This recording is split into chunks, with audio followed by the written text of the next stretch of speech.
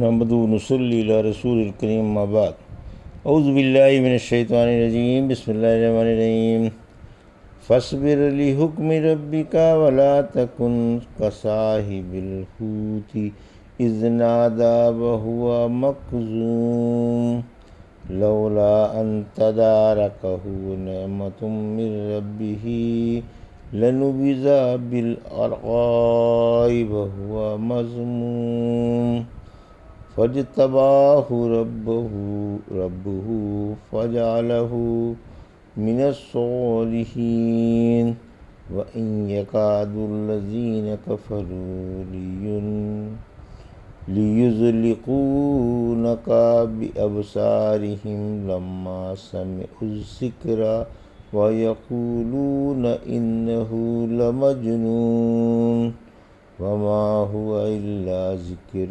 للعالمین۔ ابھی آپ نے سورہ قلم کی آیت 48 سے 52 کی تلاوت سماعت فرمائی۔ پیش ہے ان آیتوں کا ترجمہ اور تفسیر۔ فاصبر لحکم ربک ولا تکن کصاحب الحوت اذ نادی وہو مکظوم، آیت 48۔ لولا ان تدارکہ نعمۃ من ربہ لنبذ بالعراء وہو مذموم، آیت 49۔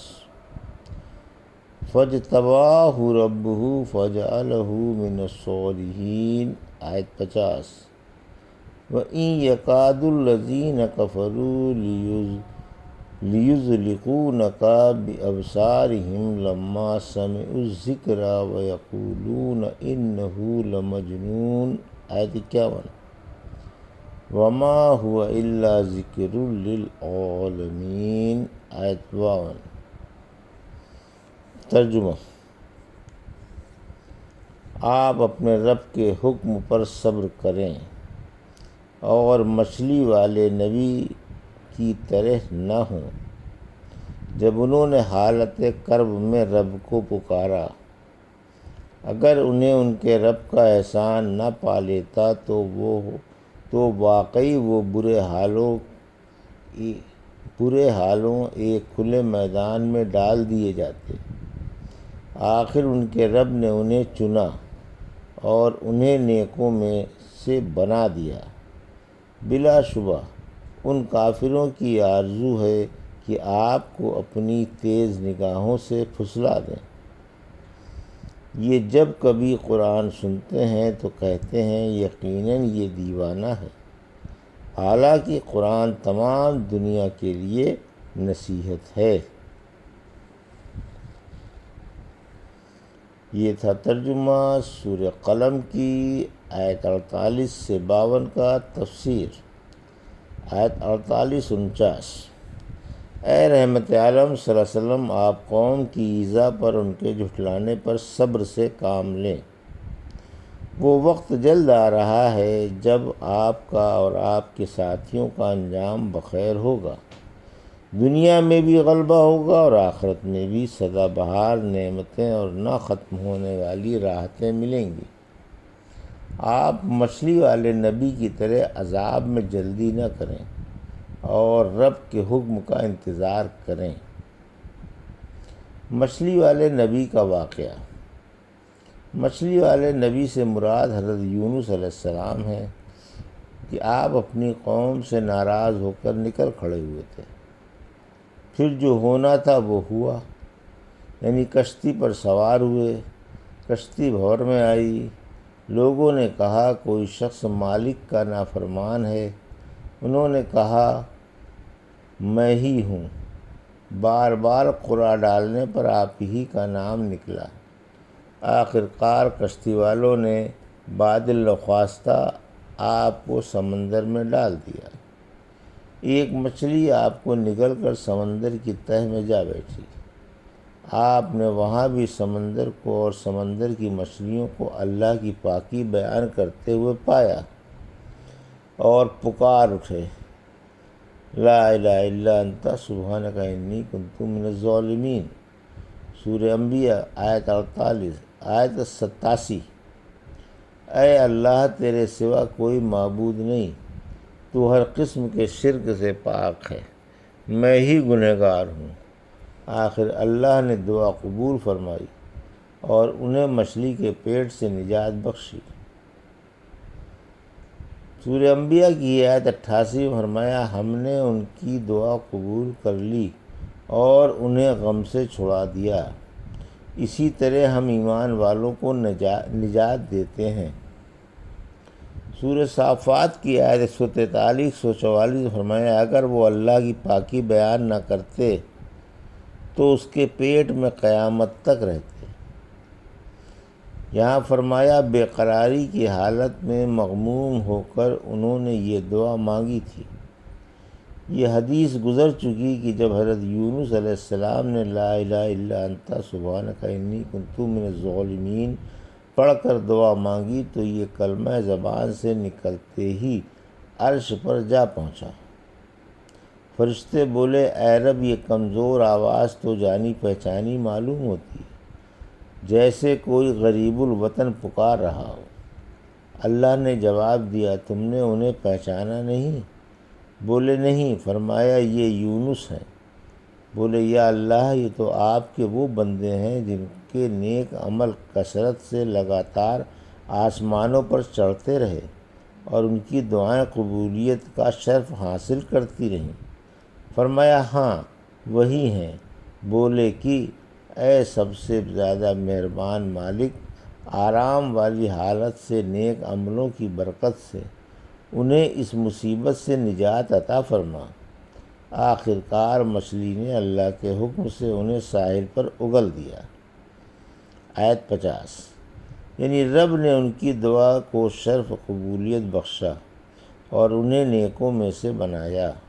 ایک اور حدیث میں ہے کہ کسی کو یہ لائق نہیں کہ مجھے یونس بن متی سے بہتر بتائے۔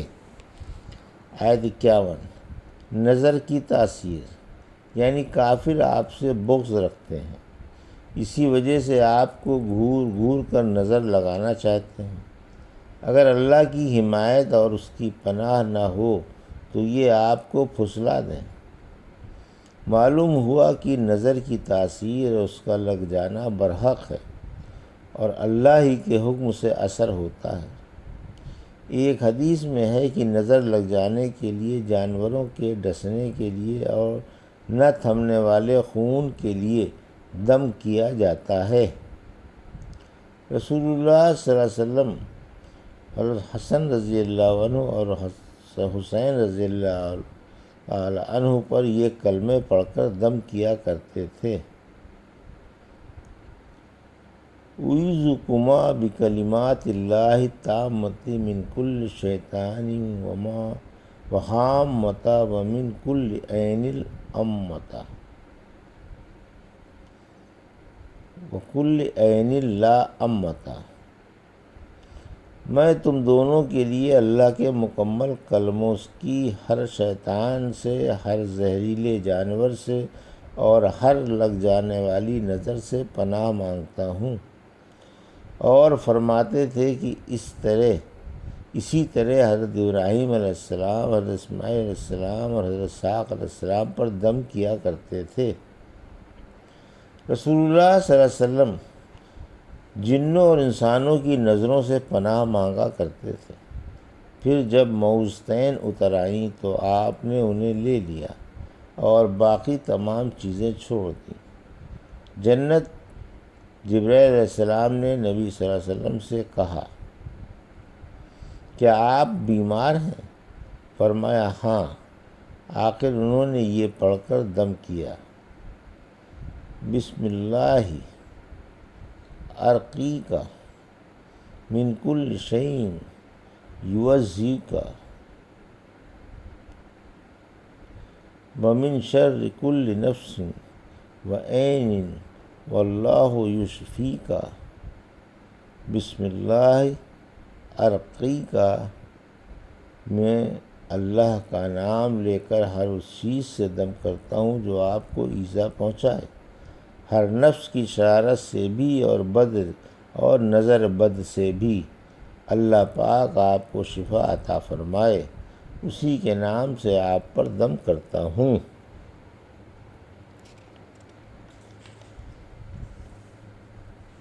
ذاتیات پر حملے۔ پھر فرمایا کہ یہ مشرک نہ صرف آپ کو آنکھوں ہی سے گھورتے ہیں بلکہ زبان درازی سے بھی پیش آتے ہیں، ذاتیات پر بھی حملے کرتے ہیں اور کہتے ہیں کہ قرآن پیش کرنے والا دیوانہ ہے۔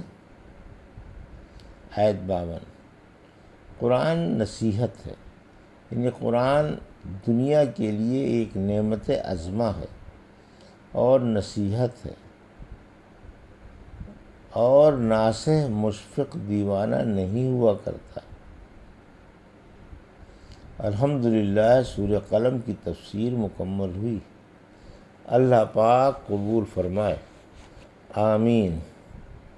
یہ تھا سورہ قلم کی آیت 48 سے 52 کا ترجمہ اور تفسیر جو بھی آپ نے سماعت فرمائی۔ بارک اللہ لی ولکم فی القرآن الحکیم ونفعنا ایاکم برایات الذکر الحکیم۔